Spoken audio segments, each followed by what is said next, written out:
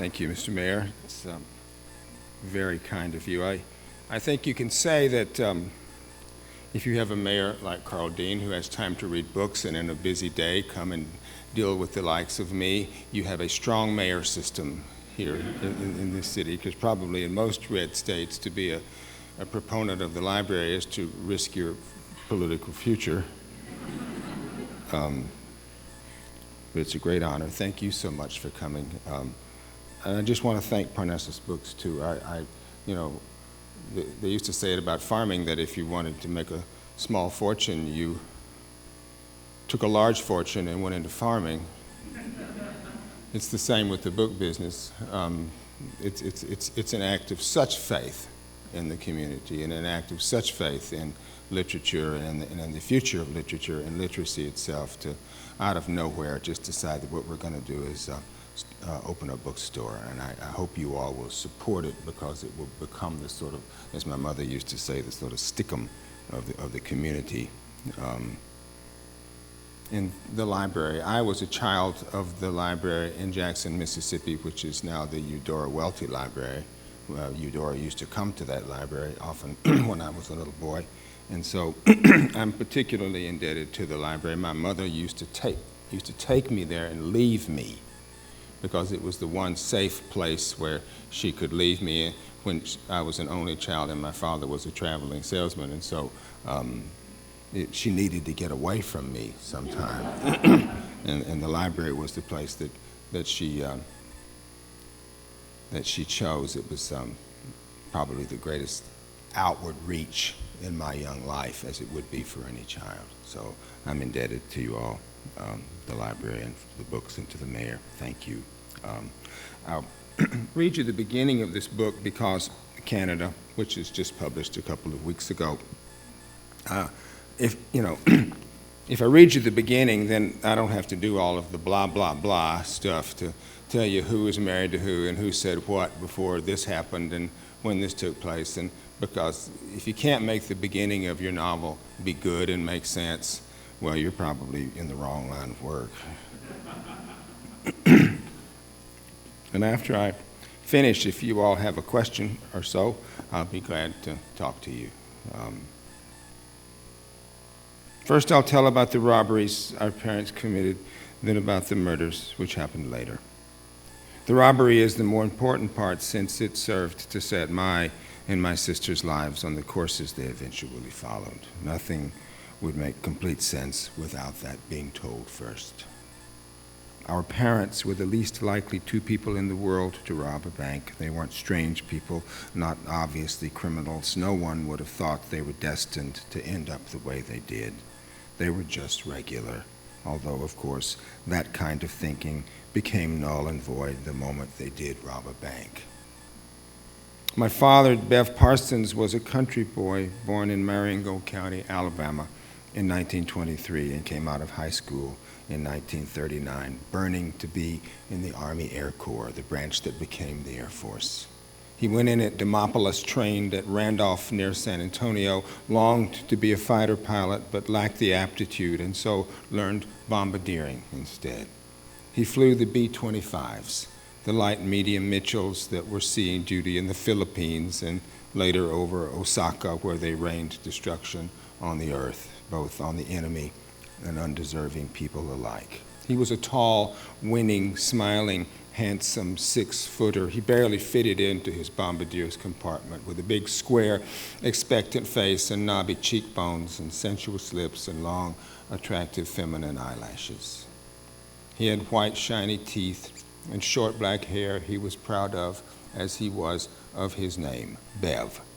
Captain Bev Parsons. He never conceded that Beverly was a woman's name in most people's minds. It grew from Anglo-Saxon roots, he said. It's a common name in England. Vivian, Gwen, Shirley are men's names there. No one confuses them with women.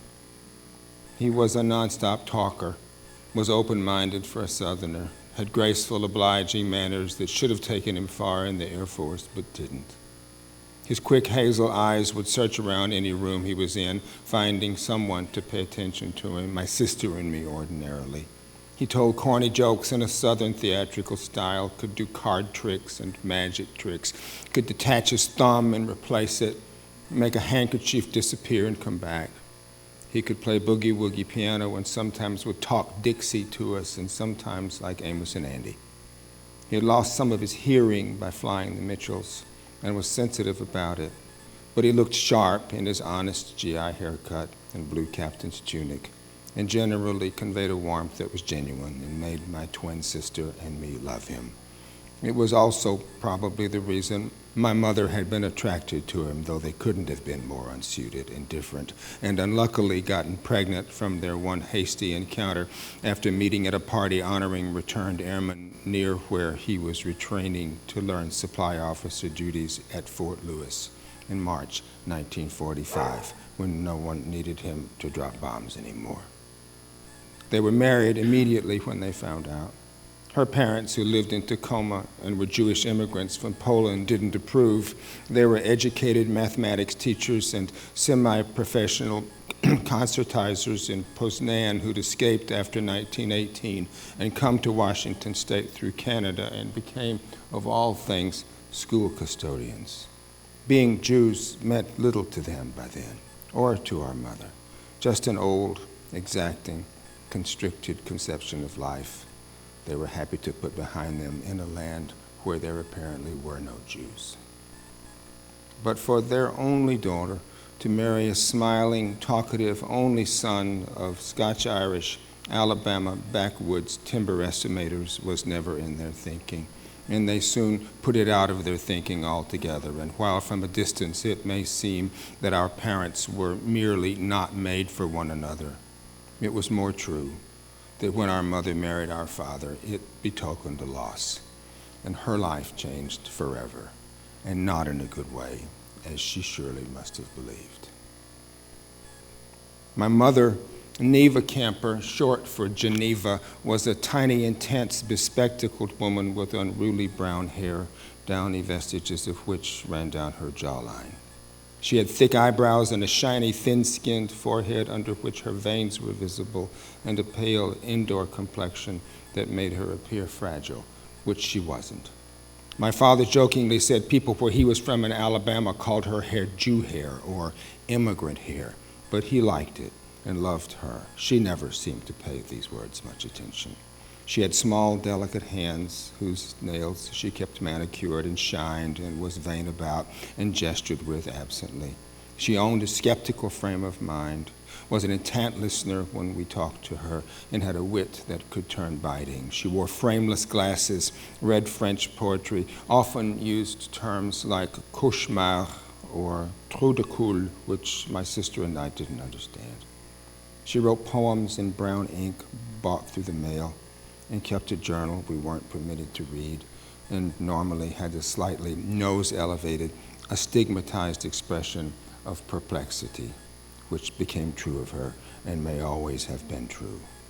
Before she married my father, and quickly had my sister and me, she'd graduated at 18 from Whitman College in Walla Walla, had worked in a bookstore, featured herself possibly as a bohemian and a poet, and had hoped someday to land a job as a studious small college instructor, married to someone different from who she did marry, possibly a college professor, which would have given her the life she believed she was intended for. She was only 34 in 1960, the year these events occurred, but she already had serious lines beside her nose, which was small and pinkish at its tip, and her large, penetrating gray-green eyes had dusky lids that made her seem foreign and slightly sad and dissatisfied, which she was. She possessed a pretty thin neck and a sudden, unexpected smile that showed off her small teeth and girlish, heart-shaped mouth, though it was a smile she rarely practiced except on my sister and me. We realized she was an unusual-looking person, dressed as she typically was, in olive-color slacks and baggy-sleeve cotton blouses and hemp and cotton shoes she must have sent away to the West Coast for, since you couldn't buy such things in Great Falls. And she only seemed more unusual standing reluctantly beside our tall, handsome, outgoing father, though It was rarely the case that we went out as a family or ate in restaurants, so that we hardly noticed how they appeared in the world among strangers. To us, life in our house seemed normal. My sister and I could easily see why my mother would have been attracted to Bev Parsons, big plank-shouldered, talkative, funny, forever wanting to please anybody who came in range, but it was never completely obvious why he would take an interest in her, tiny, barely 5 feet, inward and shy, alienated, artistic, pretty only when she smiled, and witty only when she felt comfortable. He must have somehow just appreciated all that, since she had a subtler mind than his, but that he could please her, which made him happy. It was to his good credit that he looked beyond their physical differences to the heart of things human, which I admired, even if it wasn't in our mother to notice. Still, the odd union of their mismatched physical attributes always plays in my mind as part of the reason they ended up badly. They were, no doubt, simply wrong for each other, and should never have married or done any of it, should have gone their separate ways after their first passionate encounter, no matter its outcome. The longer they stayed on, and the better they knew each other, the better she at least could see their mistake, and the more misguided their lives became, like a long proof in mathematics in which the first calculation is wrong, following which all other calculations move you further away from how things were when they made sense.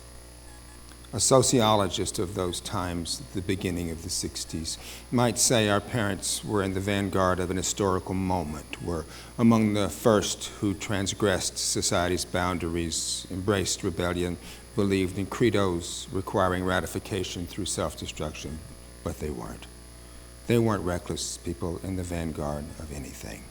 They were, as I said, regular people tricked by circumstance and bad instincts, along with bad luck, to venture outside of boundaries they knew to be right, and then found themselves unable to go back.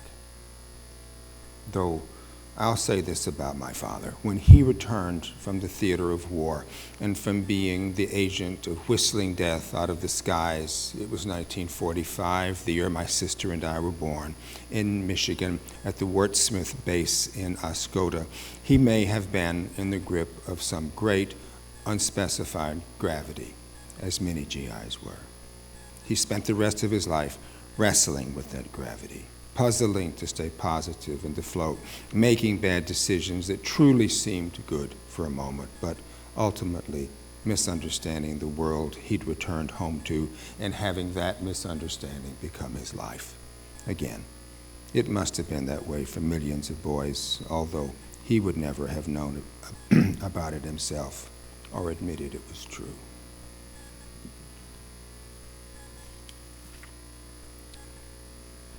Our family came to a stop in Great Falls, Montana in 1956, the way many military families came to where they came to following the war. We'd lived on air bases in Mississippi and California and Texas. Our mother had her degree and did substitute teaching in all those places. Our father hadn't been deployed to Korea, but been assigned to desk jobs at home in the supply and requisition forces. He'd been allowed to stay in because he'd won combat ribbons, but hadn't advanced beyond captain. And at a certain point, which happened when we were in Great Falls, and he was 37, he decided the Air Force was no longer offering him much of a future, and having put in 20 years, he ought to take his pension and muster out. He felt our mother's lack of social interests and her unwillingness to invite anyone from the base to our house for dinner may have held him back, and possibly he was right. In truth, I think if there'd been someone she admired, she might have liked it, but she never thought there would be. It's just cows and wheat out here, she said. There's no real organized society. In any case, I think our father was tired of the Air Force and liked Great Falls as a place where he thought he could get ahead, even without a social life. He said he hoped to join the Masons. It was by then the spring of 1960. Berner and I were 15. We were enrolled in the Lewis for Meriwether Lewis Junior High, which was near enough to the Missouri River that from the tall school windows I could see the shining river surface and the ducks and birds congregated there, and could glimpse the Chicago, Milwaukee, and St. Paul depot where passenger trains no longer stopped, and up to the municipal airport on Gore Hill where there were 2 flights a day, and down the river to the smelter stack and the oil refinery above the falls the city took its name from. I could even, on clear days, see the hazy, snowy peaks of the Eastern Front, 60 miles away, running south toward Idaho and north up to Canada. My sister and I had no idea about the West, except what we saw on TV, or even, for that matter, about America itself, which we took for granted as the best place to be. Our real life was the family, and we were part of its loose baggage. And because of our mother's growing alienation, her reclusiveness, her feeling of superiority, and her desire that Berner and I not assimilate into the market town mentality which she believed stifled life in Great Falls, we didn't have a life like most children, which might have involved friends to visit, a paper route, scouts, and dances. If we fit in, our mother felt, it would only increase the chance we'd end up right where we were. It was also true that if your father was at the base, no matter where you lived, you always had few friends and rarely met your neighbors. We did everything at the base, visited the doctor, the dentist, got haircuts, shopped for groceries. People knew that. They knew you wouldn't be where you were for long, so why bother taking the trouble to know you? The base carried a stigma, as if things that went on there were what proper people didn't need to know about or be associated with. Plus, my mother being Jewish and having an immigrant look and being in some ways bohemian, it was something we all talked about, as if protecting America from its enemies wasn't decent. Still, at least in the beginning, I liked Great Falls. It was called the Electric City because the falls produced power. It seemed rough-edged and upright and remote, yet still was part of the limitless country we'd already lived in. I didn't much like it that the streets only had numbers for names, which was confusing, and my mother said meant it was a town laid out by pinch penny bankers. And of course, the winters were frozen and tireless, and the wind hurtled down out of the north like a freight train, and the loss of light would have made anybody demoralized, even the most optimistic of souls. In truth, though, Berner and I never thought of ourselves as being from anywhere in particular. Each time our family moved to a new place, any of the far-flung locales, and settled ourselves into a rented house, and our father put on his pressed blue uniform and drove off to work at some base, and my mother commenced a new teaching position, Berner and I would try to think that this was where we'd say we were from, if anybody asked. We practiced saying the words to each other on our way to whatever our new school was each time. Hello, we're from Biloxi, Mississippi. Hello, I'm from Oscoda. It's way up in Michigan. Hello, I live in Victorville. I tried to learn the basic things the other boys knew, and to talk the way they talked, pick up the slang expressions, walk around as though I felt confident being there and couldn't be surprised. Berner did the same. Then we'd move away to some other place, and Berner and I would try to get situated all over again. This kind of growing up, I know, can leave you either cast out and adrift, or it can encourage you to be malleable and dedicated to adjusting, the thing my mother disapproved of since she didn't do it, and held out for herself some notion of a different future more like the one she'd imagined before she met our father. We, my sister and I, were small players in a drama she saw to be relentlessly unfolding. As a result, what I began to care about greatly was school, which was the continual thread in life besides my parents and my sister.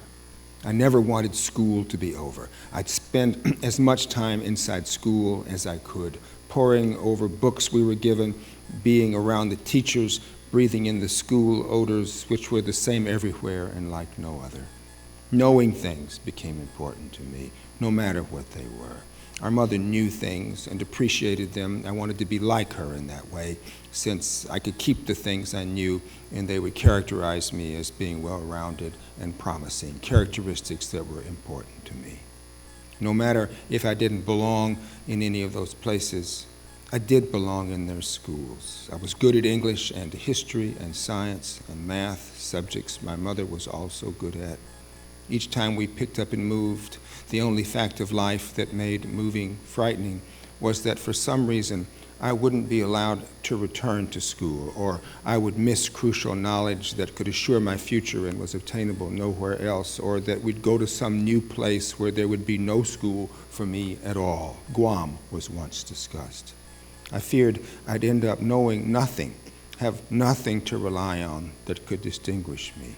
I'm sure it was all an inheritance from my mother's feelings of an unrewarded life, though it may also have been that our parents, a swirl in the thickening confusion of their own young lives, not being made for each other, probably not physically desiring each other as they briefly had, becoming gradually only satellites of each other, and coming eventually to resent one another without completely realizing it.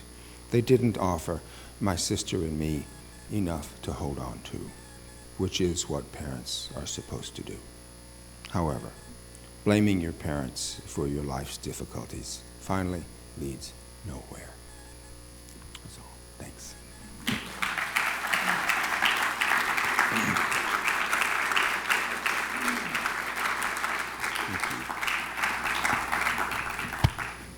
Thank you very much.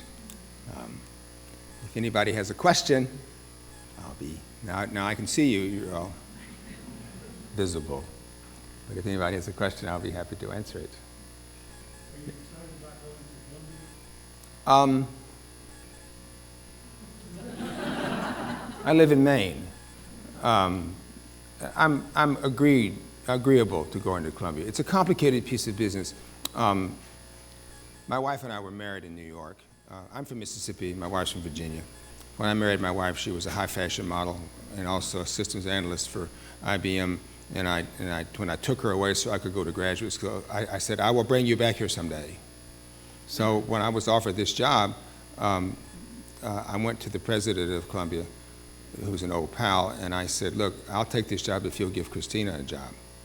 And my wife is a very distinguished urban planner, and she just published a book with Yale and was had been head of city planning in New Orleans for almost 20 years and was at the time the assistant deputy mayor of New Orleans. And he said, well, okay.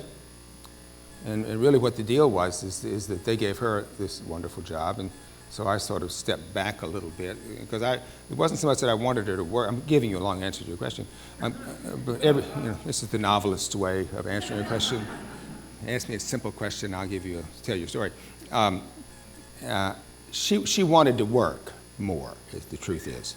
And living up in Maine, there really wasn't much for her to do that was commensurate with her abilities. So now she's a professor in the School for International and Public Affairs, and that's, for us, that's great, because half of her job is to do community relations between the Manhattanville community and Columbia. Columbia is doing its usual sort of pseudopodium-like grab of neighborhoods, and she's the person who has to go into those neighborhoods and try to make nice. So I'm happy that she's doing that because she's very capable and able, and I'm honored to get to have a job. I've never much had a job, but thank you for asking. Yes, ma'am. That's all right. Yes. I write in longhand, and then I type it.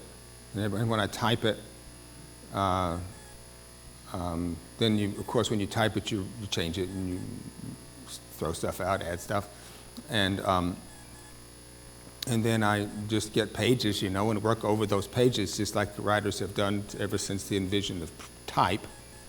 And at a certain point, when I've done all I can do, then I send it off to my editor, and I have a new editor now who I used to have a wonderful editor who just edited the Beat Jesus out of manuscripts, and now I have an editor who practically does nothing at all, which is very terrifying, really.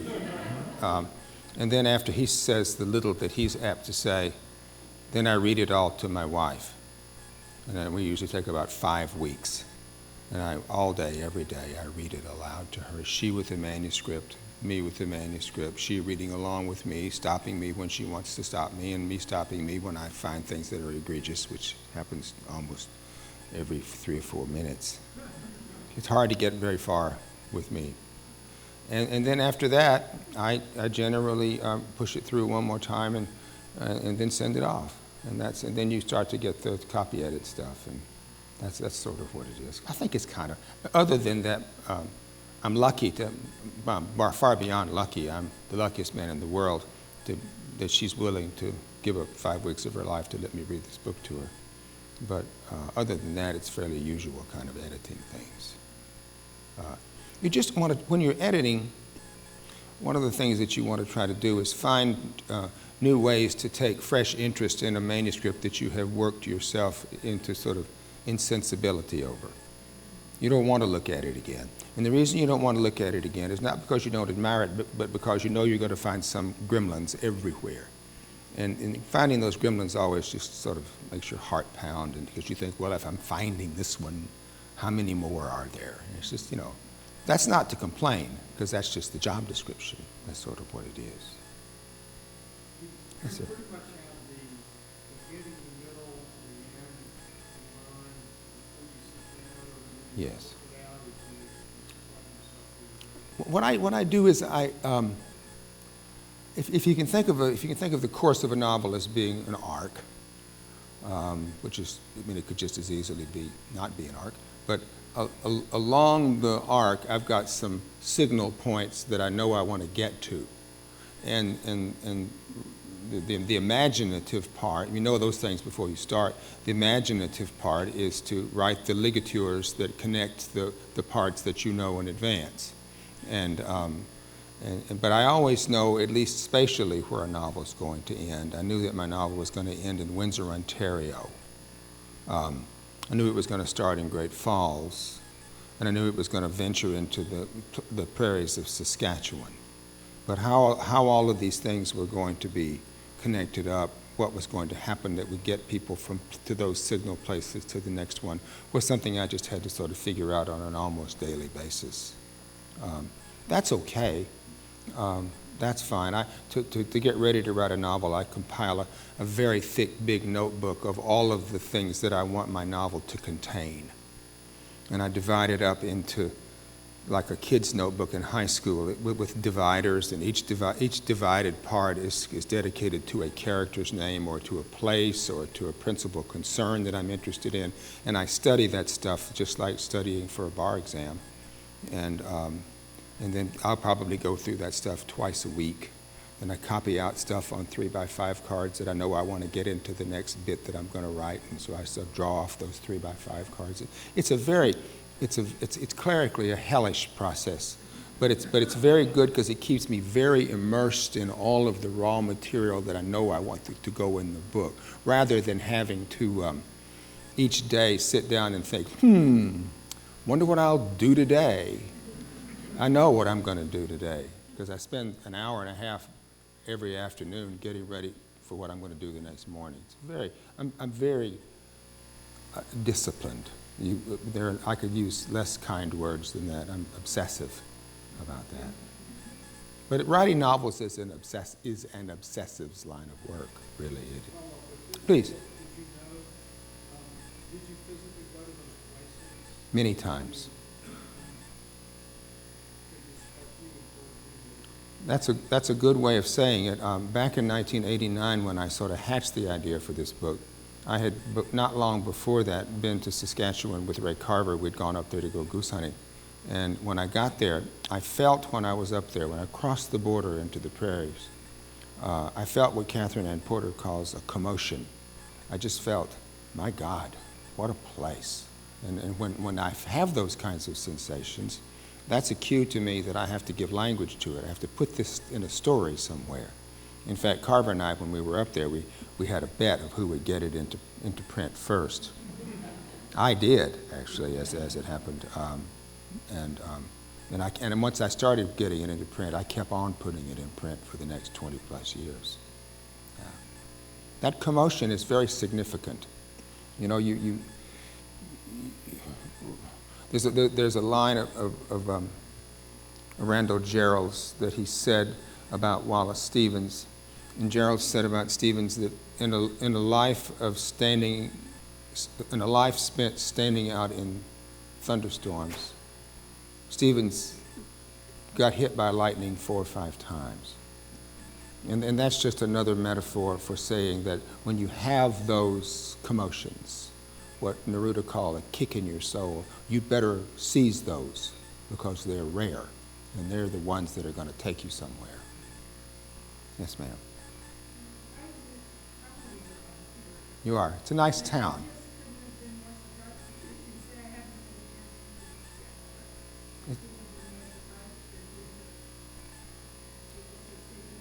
Yeah. Well, when you, if you do read it's at the end, it ends in Windsor. If you do read it, I think that you will see that it's probably the only smart thing in the book I know I did, was to end it in Windsor. Because, you know, I went to Michigan State, and we were always in Detroit in the 60s, and looking across at Windsor, and this is a novel about crossing borders, psychic borders, emotional borders, moral borders. These kids' parents rob a bank. They're involved in murders. And it's always about crossing from the border of some kind of normal life an inch one way into complete calamity. And so at the end, for Dell to be living in Windsor, looking across the border, across the river at Detroit and up to near Oscoda, where he was born, is the right way for the book to end. You know, when you end the book, you feel that a book ends rightly. You think to yourself, well, it wouldn't end rightly if it wasn't full of the right stuff, or I wouldn't be able to end it rightly. You didn't know your little town was the stuff of literature? Yeah, sure. Well, I grew up looking over there, thinking to myself, and now, you know, you go to Detroit, then you go to Windsor, and you think to yourself, it's heaven over there. Yeah, it probably always was. Yeah. Anything else? Yes, sir.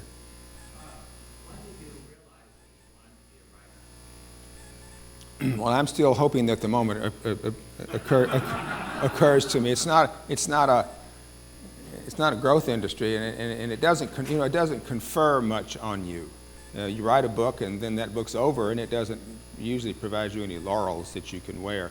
I told my mother that I was going to try to be a writer in January of 1968, and that's after I had been in the Marine Corps, and that hadn't worked out because I wanted to be in the Marine Corps as a lifer, and then I went to law school, and that hadn't worked out.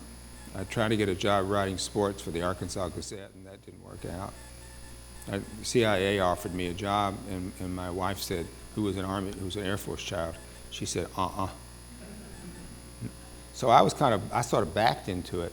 I was just sitting around one day at my mother's apartment, and she looked at me with the kind of look like the famous Munch painting, you know. She sort of put her foot, she said she could see the prospect of her only child living with her forever. And she said, Richard, son, she said, what are you going to do? I said, well, I think I'm going to try to be a writer. And I swear to God, I think I could have just as easily have said a shoe salesman, or I'm going to go work at a bank, but I said writer. And when I said it, I just sort of thought, well, that's okay. Because, you know, I grew up in Jackson, and Eudora lived in Jackson, and even though I didn't know Eudora when I was young, that big change of direction which any young person has to take to become a writer, which is a change away from a more conventional way of life. The possibility of that change was in the air in Mississippi because Eudora had done it. So that to say that you would maybe try to be a writer wasn't quite as heretical as it would be if you were living in Moline or or somewhere else where there hadn't been Eudora Welty living over on Pinehurst Street. She provided a permission for somebody to at least say that. So that was the point, probably. And then I said to my soon-to-be wife, and my wife to this day, I said, I think I'm going to try to be a writer. And she said, oh, good, do that. That'll be great. We didn't know what that meant, but she thought it was great, and so I thought, well, if she thinks it's great, then we'll do it. We'll try, you know. It's very little to go on. Right. Anything else? Yes, sir. At one point in the book, you quote Paul Sand as talking about how the physical act changes your life more than anything else. Yes. What is the genesis? Was that an actual quote or something? Out of my brain. Out of my brain. I don't know why, you know. It's just something that's been in my head. You know, I read Herbert Marcuse and Norman O. Brown in the 60s, and those books, Love's Body and things like that, were very much about, to some extent, physical versus virtual acts. And it just sort of lingered in my brain that we spend so much time in life thinking about things that we did and didn't do, and or less time, it seems, doing actual things. And I wanted to get that whole set of considerations into the book. And so you know what you do. You've got, you know, I have a line that says whatever Bev Parsons says to his son in my notebook. So I see it there in the notebook, and I copy it out on a 3x5 card. And so I start off the day, and I think to myself, how am I going to get somebody to say this? How am I going to get somebody to enter this into the book? Because there's no template for a book, really, other than the one I described to you. You try to make a little bit of an order of it. So you have him say it, and if it seems plausible, then you have it visited on his son. Then his son later on, if it seems plausible, gets to think about it later, and then it actually, because it's fairly dramatic as an intellectual concept, thinking versus doing. And so it was another one of those little conceptions that had a little bit of buzz to it for me, so I wanted to get it in the book. I think I dreamed it up. The truth is, though, I'll probably never be sure if I dreamed it up, because once you stick something in the book, it belongs in the book, and all of its origins are sort of are blurred. You no longer know where they came from. They're just part of your book. So I remember writing it down in my notebook, but I don't remember where it came from, so I'm claiming that I made it up. Yes, sir.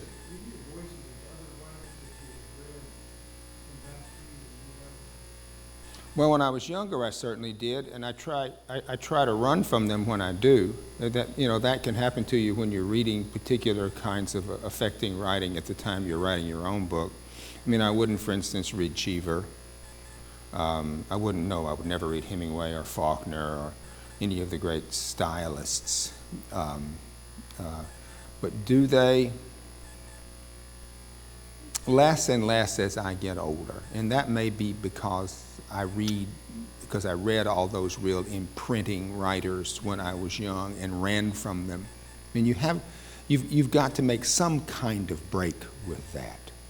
I mean, the impressions that they make on you become sublimated and quite subtextual, and they have to do with the kinds of strategies and decisions that you make on an almost instinctual basis, but you certainly would like not to hear their own stylistic resonances in your own prose, because then you would think to yourself, if you do, that you're not only mimicking them, but you're also making narrative decisions, by which I mean, what will I do next, according to the way those stylistics work themselves out.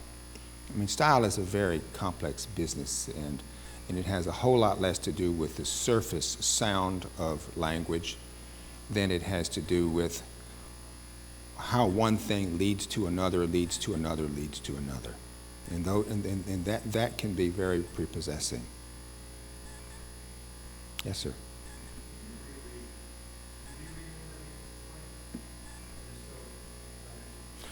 You know, Adam, I'm dyslexic, and so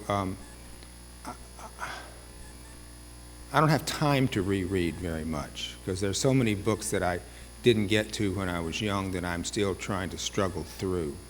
I mean, I'm apt to, you know, when I was writing the second half of this book, I spent a good deal of time reading Blake Morrison's little memoir called "And When Was the Last Time You Saw Your Father?"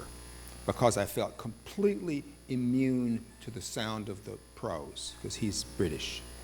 But I was very taken by the way in which he was able to make, this is a memoir, and I wasn't writing a memoir, the way he was able to write intelligently about deeply instinctual things. So I happened to read that book just by happenstance, and then when I read it, I thought, ooh, I've got something I can learn from this about what I'm doing. And so I would go back and look at that sometimes. And then sometimes I would read a little bit in So Long, See You Tomorrow. I don't know if you all know William Maxwell's spectacular novel of about 130 pages called So Long, See You Tomorrow, which is a great book. So I read a little bit at that, because again, I didn't have any affinity for the language, so I wasn't much worried. And that was enough similar to what I mean, Blake's book is about the death of his father, and Mr. Maxwell's book was about a murder that a father committed. So I thought it was fine to be reading those things. I wasn't going to copy them because I had my own story perfectly well in mind and in hand. But, you know, I'd love to be able to go back and read As I Lay Dying again, or The Moviegoer, or something like that, but I just don't have time.